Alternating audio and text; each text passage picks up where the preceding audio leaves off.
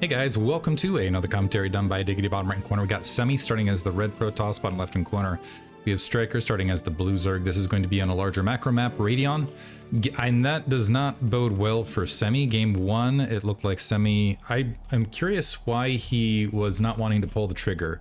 It could be that he was just a little bit... He wanted to make sure he had observer speed. It could just be that he wasn't confident in his army size. I think what he was maybe hoping, I'm kind of examining in game one, kind of the hesitating movement with the Mutalisk mid-game, where Semih was kind of mirroring their movement quite a bit, but not ever diving for an attack. I wonder if he was trying to provoke unit creation with that, rather than committing to an attack, or maybe just didn't feel comfortable committing to an attack until there was an observer out in the field. I will say, StRyKeR and the speed of his macro execution in the space of that is what you can expect out of StRyKeR, and that's what makes him such a ferocious player. And that is also, in my opinion, that level of Zerg is what has kind of pushed more Protoss players with gateway openers.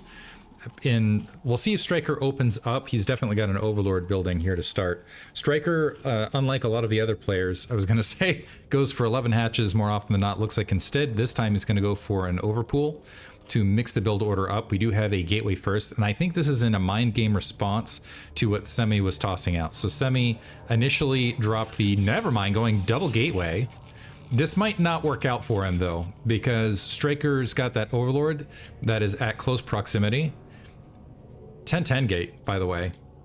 So Overlord's making its way in close proximity, should be able to scout both of them. The question is just then, and also Semih doesn't have a scout. I actually might end up with the benefit if this Overlord goes too deep. This Overlord goes too deep, then Semih will know where to send his Zealots here initially. So this could be come down to a micro versus micro fight. StRyKER, does he see it? He should see that. Okay, now the question is due diligence. He sees this gateway. He saw the edge of the other gateway, but did he mentally register it? That is the next question. And Semih didn't have vision of the Overlord along that corner edge, so he doesn't have information as of yet.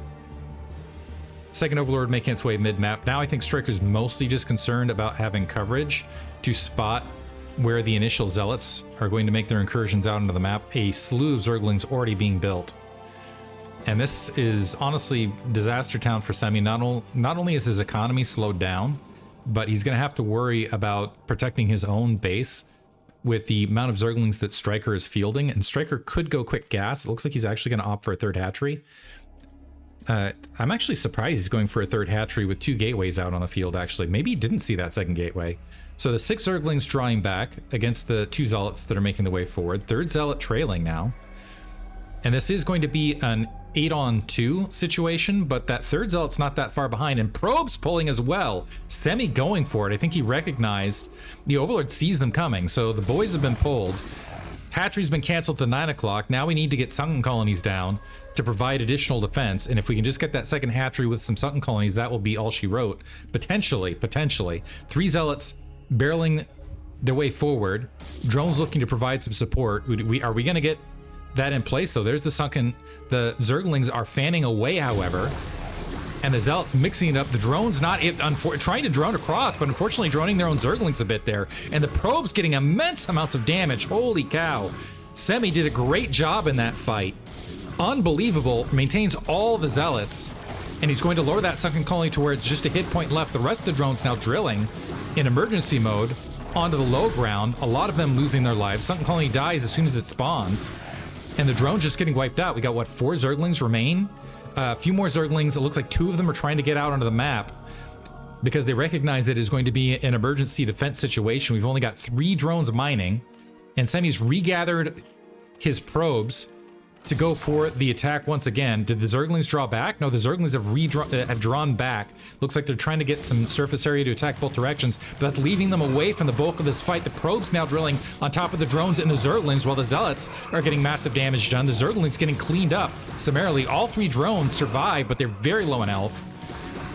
The probes still, man, these probes have been absolute beasts, and straight micro to heads up micro.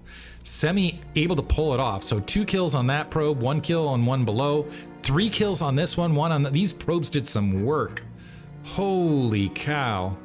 5 kills on that probe. Probes pulling the day. I tell you what is the total kill? So 8, 9, 11, 12 kills at least, and that's with the probes that survived. That's it. Okay, that's drones and zerglings that died. Vicious probes here. Wow. So Semih honestly turning disaster into victory. Well done. We are now tied up 1 apiece, and we're going into game 3. Hope you guys enjoyed that one. Thanks for listening.